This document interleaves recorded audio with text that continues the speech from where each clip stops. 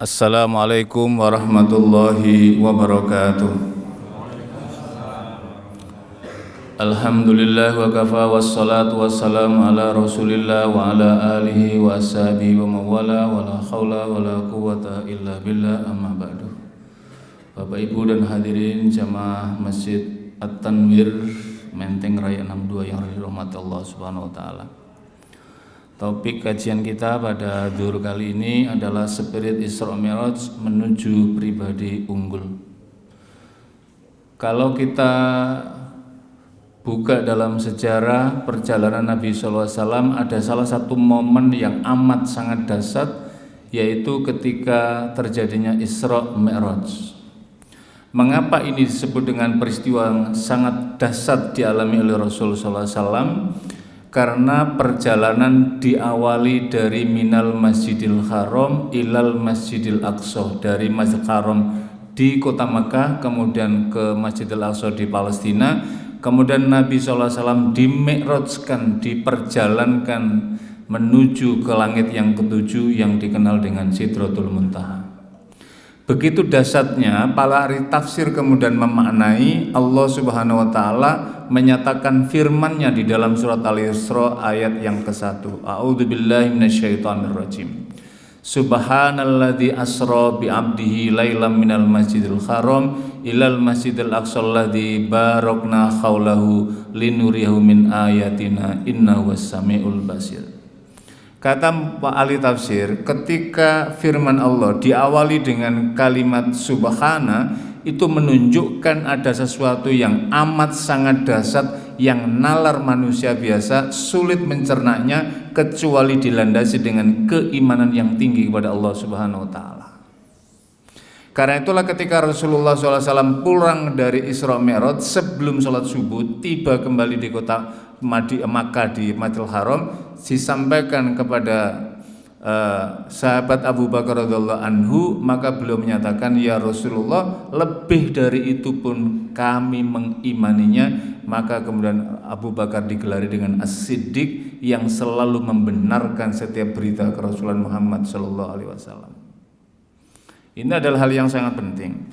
Mengapa dahsyat, Pak? Karena Mekah dengan Palestina itu kurang lebih sekitar 1.400 km, itu setara dengan Jakarta Lembar Lombok.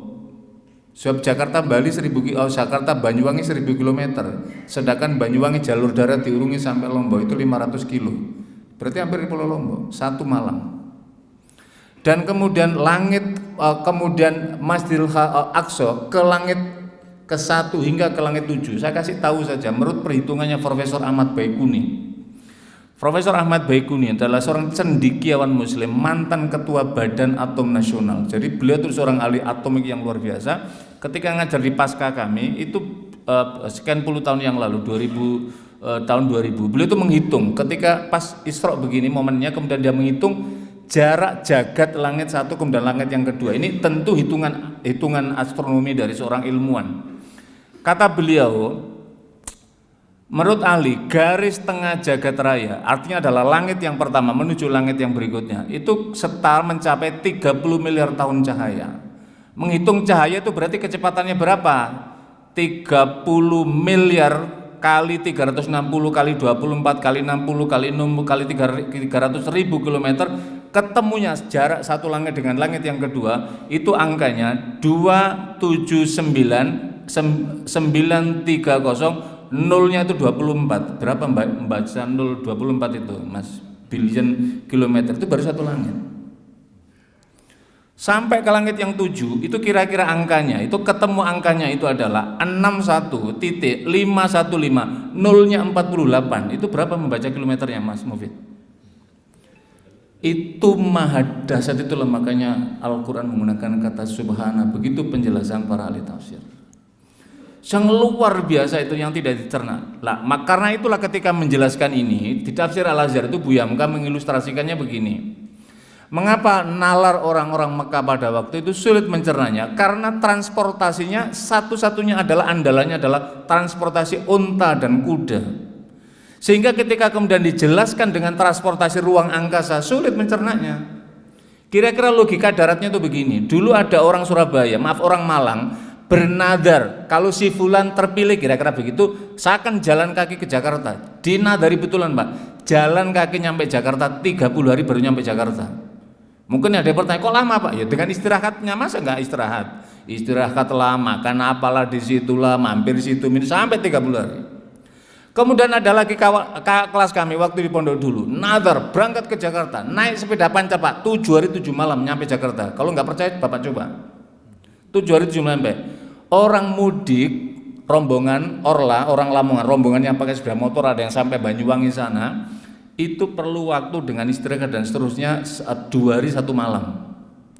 Sahabat saya orang Bima pulang dari Keramat Raya di kantor di Dewan Dakwah sini, itu 4 hari 4 malam Pak, naik Vespa itu, otok nyampe di sana. Naik kereta api 10 jam Pak nyampe Surabaya. Naik mobil 12 jam dengan istirahatnya. Kalau tanpa istirahat ya seperti Mas Khairul dulu pernah nyebut 10 jam nyampe di sana karena supirnya 2 tanpa istirahat. Naik pesawat 1 jam 15 menit mendarat di Bandara Juanda. Itu ilustrasinya, 4 orang yang menempuh jalan kaki, pakai sepeda pancal, sepeda motor, pakai mobil, pakai pesawat itu berbeda Pak. Lah kata Buya Hamka, itu tahu banyak seperti saya berangkat ceramah di Makassar, naik dari bandara Kemayoran, tiba-tiba ada seekor semut nangkring di jasnya Buya Hamka ini. Setelah ceramah dari Makassar balik ke Jakarta, kemudian semut yang dari nongkrong tadi itu keluar kemudian cerita pada teman-temannya, saya baru pulang dari Makassar. Pasti nggak percaya semut yang lainnya. Gimana caranya? Dia lupa kenapa dia baru pulang dari Makassar. Dia sedang dibawa kekuasaan jaketnya Buya Hamka. Lah ini orang Makkah juga menolak logika itu. Dia lupa bahwa Nabi diperjalankan di bawah kendaraan kekuasaan Allah Subhanahu Wa Taala yang namanya buraq. Dan buraq itu bahasa Arab al-barku, al-burku itu artinya adalah kendaraan yang kecepatannya secepat kilat atau secepat cahaya. Lah monumen dari buraq ini saat itu adalah ketika Rasulullah SAW sedang mengalami peristiwa yang disebut dengan Amul Huzni, tahun duka. Tahun duka itu adalah karena Rasulullah ditinggal istri tercinta beliau yaitu Khadijah sebagai penyangga dakwah. Khadijah ini adalah seorang pengusaha ekspor impor kalau kita baca dalam konteks Indonesia. Karena beliau itu pengusaha membawa barang dagangan dari kota Makkah menuju ke kota Syam 1400 km tadi itu. Yang kalau sekali membawa barang itulah sayangnya di dalam sejarah Islam seringkali di pelajaran-pelajaran di Sanawiyah, di Aliyah itu menjadi reduksi kewibawaan itu. Kemudian seakan Rasulullah berdagang dari Makkah ke Madinah dengan barang bawa unta. Itu seakan-akan bawa cuma 4-5 kantong bungkus ya habis di jalan Pak, orang perjalanan pulang pergi 2 bulan. Ekspor impor, kalau ekspor impor itu direkturnya itu adalah presiden direktur, kira-kira begitu Pak Mufid. Jadi presiden direktur itu berapa jabatannya? Berapa honornya? Di Jakarta itu ada yang 1 miliar, 2 miliar Pak, presiden direktur itu kecil Pak, yang rata-rata 5 miliar 1 bulan itu honor gajinya. Kira-kira seperti itu kalau kita bayangkan. Dan penyakang dada ini, penyang dakwah ini meninggal beliau. Setelah itu kemudian penyangga dukungan politik, kekuatan politik, yaitu Abu Thalib paman beliau meninggal. Nabi berduka yang luar biasa. Maka kemudian Nabi berzikir, berefleksi, bersandar di Masjidil Haram. Maka Allah mengirimlah malaikat Jibril dengan mengendari buraq itu. Di Mekah, di Masjid Mekah, di Masjidil Haram itu ada satu tiang masjid yang hanya satu, warna tiangnya itu mohon maaf seperti ya agak coklat gitu loh. Satu-satunya cuman tiang di Masjidil Haram, satu-satunya cuman itu, yang lainnya tidak seperti itu warnanya. Itulah dulu tiang, tempat disitulah dulu tiang rumahnya Ummu Hani putri Abu Thalib, yang itu adalah dipakai untuk mengikat buraq pada masa itu. Alhamdulillah tahun 2002 ketika kami petugas haji, kami cari Pak tiang itu karena ada di kitab dijelaskan. Ada namanya pilar buraq. Warnanya berbeda. Gimana mencari warna beda? Masjidil Haram itu kan luasnya seperti itu. Saya putar itu sampai tekle Pak, bahasa Jawa nih. Kaki sampai satu putaran nggak ketemu. Baru kemudian dikasih isyarat lurusnya Hijri Ismail, tarik ke garis pinggir, ada satu tiang yang berbeda. Itulah. Mudah-mudahan nanti Bapak Ibu ada kesempatan sana mencarinya. Memang tidak ada guru masyhur, nggak ada syariat untuk harus apa di sana, tapi para ulama biasanya di situ bersandar sambil mengucapkan sholawat Nabi untuk mengingat perjuangan Nabi Shallallahu Alaihi Wasallam. Saya potong saja karena supaya nggak lama-lama. Apa spirit Isra dan Mi'raj? Yang pertama spiritnya adalah keimanan kepada Allah. Keimanan hanya keimanan yang bisa menerima. Sulit, makanya Abu Lahab dan kawan-kawannya menolak dan bahkan mohon maaf menuding Nabi telah akalnya berubah karena tadi bercerita kok baru pulang tadi itu. Yang kedua adalah spiritnya adalah ketundukan dan ketaatan melaksanakan perintah Allah Subhanahu wa taala. Hanya ini dalam konteks ini. Yang ketiga adalah penguatan spiritualitas atau ibadah. Penguatan spiritualitas ibadah inilah diawali dengan adanya Nabi di Mi'rajkan sampai ke Sidratul Muntaha langit yang ketujuh untuk menghadap Allah Subhanahu wa taala, dan kemudian beliau menerima perintah sholat 5 waktu. Yang awalnya disebut di dalam, kalau kita lihat di dalam sirah Nabi itu awalnya 50, kemudian ketemu Nabi Musa, minta lagi dispensasi sampailah 5. Ternyata saya baru tahu ketemu logikanya kenapa kok 5. Ya karena kendati pun 5 tetapi kan amalan al-hasanatu asyru amsaliyah. Satu kebaikan sama dengan 10, berarti 5 itu nilainya substansinya sama dengan 50 kali. Kira-kira begitu logikanya. Yang ketiga, yang keempat adalah bahwa spirit Isra dan Mi'raj itu adalah ada etos kemajuan ilmu pengetahuan dan teknologi. Di mana letak ilmu pengetahuan dan teknologi? Yaitu dikenalkannya tentang ruang angkasa tadi itu, langit satu, langit yang terusnya. Yang di ayat Al-Quran disebut dengan linuriyahu min ayatina. Allah menunjukkan tanda-tanda kekuasaannya. Di sana Allah tunjukkan langit satu, langit kedua dengan berbagai macam peristiwa-peristiwa yang dahsyat itu. Kemudian terjadilah dialog dalam perjalanan itu antara Nabi Muhammad SAW dengan malaikat Jibril. Dan itu kan kemudian menggambarkan apa yang terjadi dengan ruang angkasa. Bapak Ibu dan hadirin sekalian, dunia digitalisasi sekarang, ilmu pengetahuan dan teknologi informasi tidak dipisahkan dengan ruang angkasa. Kita bisa ber-HP ria, Android ria dan aneka macam ini. Itu kan karena dipasang di ruang angkasa sana ada namanya satelit, dan dari satelit itulah memancarkan seluruh. Lagi-lagi pertanyaannya, siapa yang menguasai ekonomi digitalisasi dengan ekonomi alat komunikasi ini? Lagi-lagi tidak dikuasai oleh umat Islam. Di surat Ad-Dzariyat itu Allah Subhanahu wa taala berfirman dari mulai ayat 19, 20, 21, 22, di antaranya itu adalah kalau tambang itu ayat 19, wa fil ardi ayatul lil mukminin. Kemudian ayat berikutnya itu adalah wa fis sama'i rizqukum wa ma tu'adun, dan di langit terdapat rezeki Allah yang diberikan kepada manusia dan apa-apa yang telah Allah janjikan. Ahli tafsir hanya menjelaskan rezeki di langit itu apa? Ya Allah menciptakan dengan mendung dan seterusnya, kemudian menurunkan hujan, kemudian dari hujan nabatu, kemudian tumbuh aneka tumbuhan. Tetapi ternyata transportasi dirgantara yang menggunakan angkasa ini sungguh luar biasa.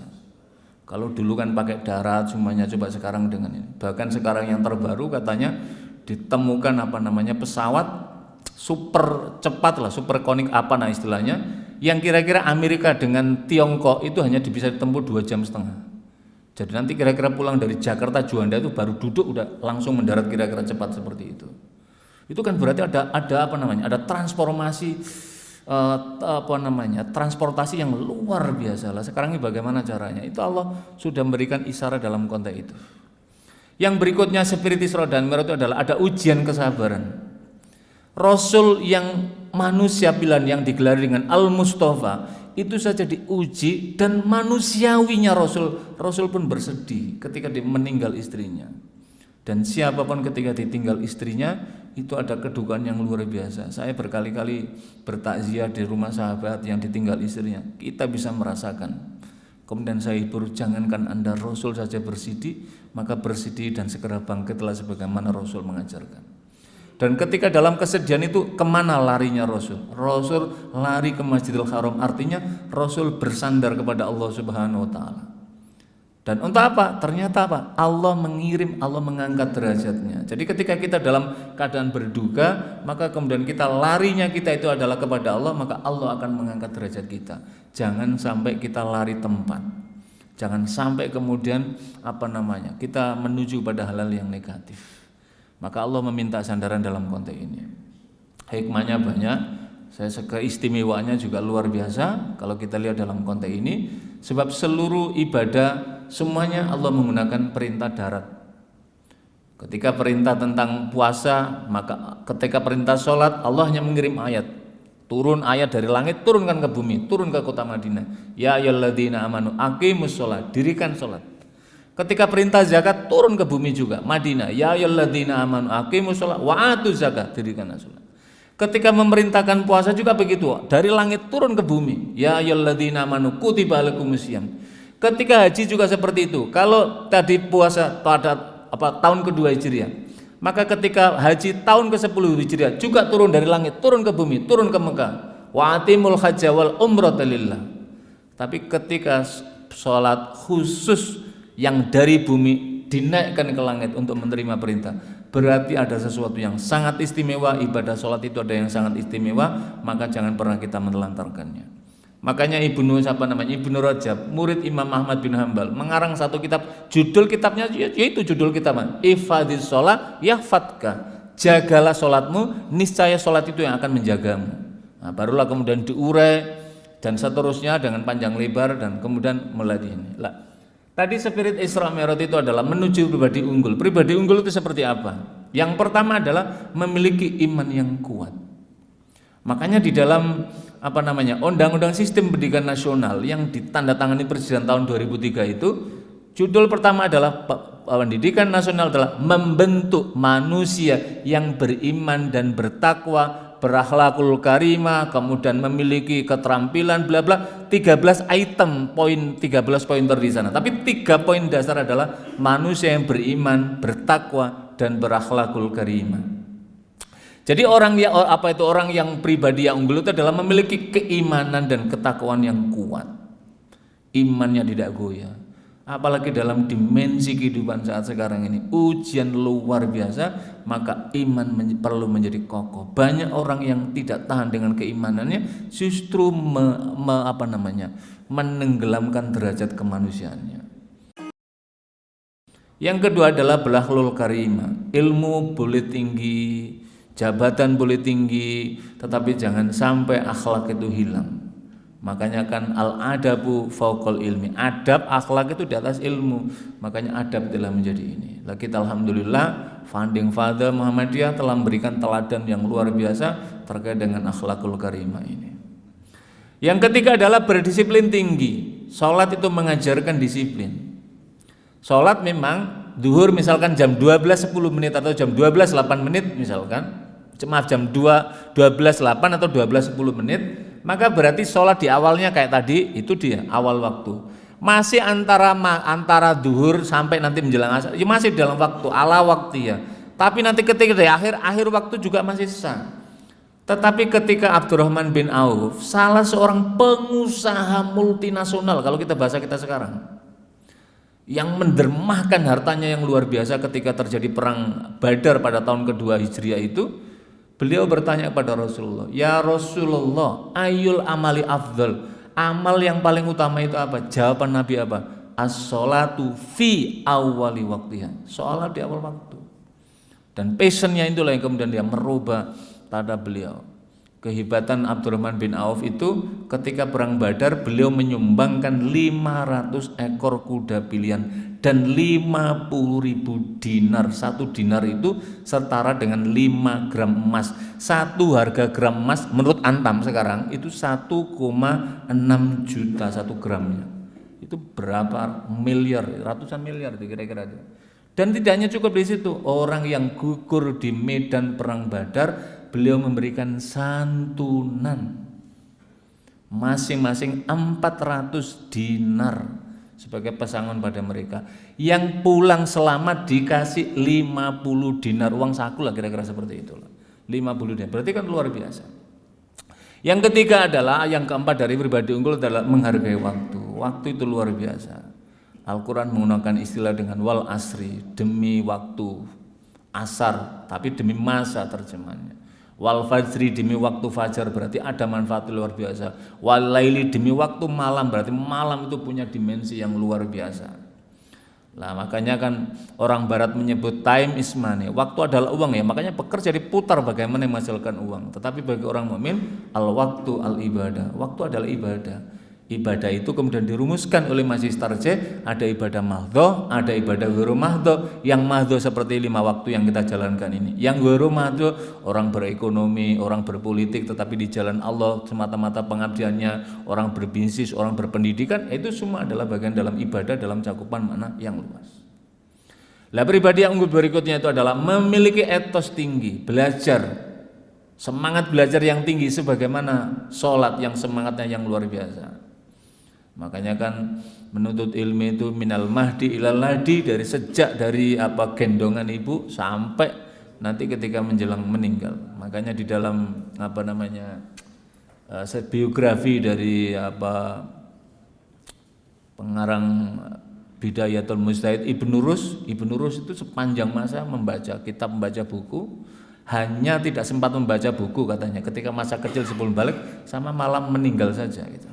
Itu untuk menunjukkan semangat yang luar biasa sebagaimana para ulama-ulama terdahulu. Memiliki soliditas dan solidaritas. Pribadi yang unggul itu selalu memiliki nilai-nilai soliditas dan solidaritas pada orang lain. Sebagaimana digambarkan di dalam sholat berjamaah. Imam selalu memandu mengingatkan sawwu sufufakum, rapat dan luruskan. Itu tuh membangun dalam konteks untuk soliditas dan solidaritas.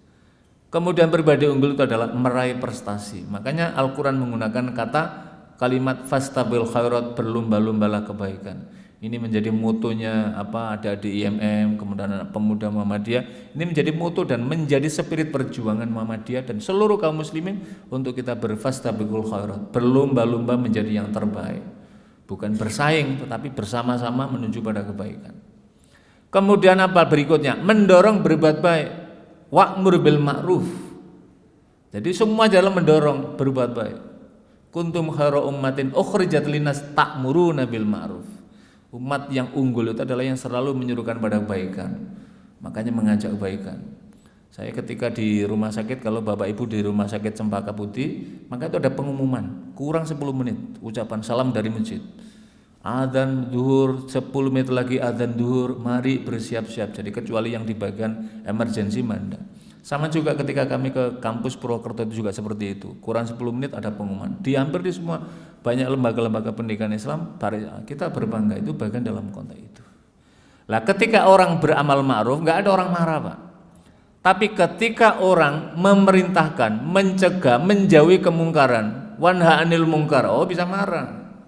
Jangan narkoba, juragan narkoba pasti ngamuk. Jangan melakukan pinjol, pengendali pinjol juga ngamuk. Macam-macam banyak sekali. Termasuk juga yang terbaru ini adalah menyangkut masalah pagar laut. Itu juga bagian kan wanha anil mungkar juga, itu bagian dari situ. Karena ada hak-hak yang diambil di sana. Lah itu juga perlu. Nah, salah satu yang menjadi motto Muhammadiyah itu adalah ta'muruna bil ma'ruf wa tanhauna 'anil munkar, dan itu adalah menjadi kewajiban kita semuanya.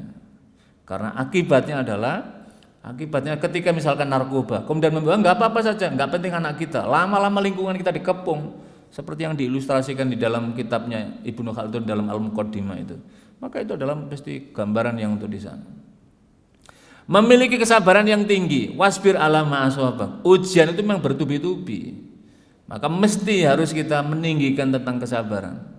Makanya di dalam surat Al-Asr yang pendek itu salah satu ujiannya watawasau bis sabr, menasihati pada jalan kesabaran. Yang berikutnya adalah memiliki kejujuran. Alaikum bisidiki, jujur itu adalah mendasi tandalasan pondasi yang utama. Jangan sampai suatu kaum berkembang merebak kemunafikan, maka itu berbahaya sekali. Maka kita beruntung masih banyak orang-orang baik yang menyuruhkan untuk terhadap kejujuran. Insya Allah kalau negeri ini mengembangkan nilai-nilai kejujuran, maka pasti akan makmur. Kalau ketika yang berkembang itu fujur, bukan jujur, maka ini berbahaya. Maka kita dorong kejujuran ini untuk tumbuh dan berkembang di mana-mana, menjadi habit, menjadi kebiasaan. Maka insya Allah kita akan merasakan kebaikan-kebaikan. Kita juga akan merasakan salah satu kedamaian. Yang paling akhir pribadi unggul itu adalah selalu bersandar kepada Allah, bertawakal. Sehebat apapun intelektual kita, setinggi apapun jabatan, sedasat kekayaan apapun, orang pasti akan akan memunculkan kesadaran yang kuat. Beberapa waktu yang lalu kami hadir di salah satu majelis, di majelisnya orang yang paling kaya dari muslimin di Indonesia ini. Kemudian melihat fenomena negeri ini, beberapa pusat perbelanjaan beliau itu ada yang sudah mulai tutup. Kemudian bukan itu yang hendak kami ceritakan, tapi spiritnya apa? Spirit beliau itu meminta kepada para karyawan yang muslim, tingkatkan untuk sholat pada waktunya. Senin dan Kamis digerakkan untuk untuk puasa. Yang sudah pada nisabnya gajinya, jangan lupa untuk membayar zakat, jangan lupa untuk bersedekah. Jangan lupa menitipkan tul 2, santunan anak yatim. Kita sudah mengerahkan semuanya, tapi ekonomi dunia tidak sedang baik-baik. Satu-satunya sandaran kita adalah yang maha merekayasa dunia, yaitu Allah Subhanahu wa taala. Itu artinya adalah tawakal kita. Kita boleh merencanakan dengan yang sangat detail semua, tapi semuanya itu harus kita sandarkan kepada Allah Subhanahu wa taala. Makanya fa idza azamta fatawakkal 'ala Allah. Kalau kita sudah berazam, ikhtiar maksimal dengan seluruh perencanaan-perencanaan yang detail, evaluasi yang detail, maka selanjutnya adalah menyandarkan tawakal kepada Allah Subhanahu wa taala. Mudah-mudahan spirit Isra Mi'raj, nilai-nilai fadilah dalam sholat itu menjadi habit dalam kehidupan kita, menjadi etos kita, menyemangati kita, dan mudah-mudahan Allah senantiasa memberkahi dan menolong kita semuanya. Bapak Ibu dan hadirin sekalian, demikian kajian ringan Zuhur kita pada hari ini. Nasru minallah fatun qarib wa basil mu'minin walafu minkum. Assalamualaikum warahmatullahi wabarakatuh.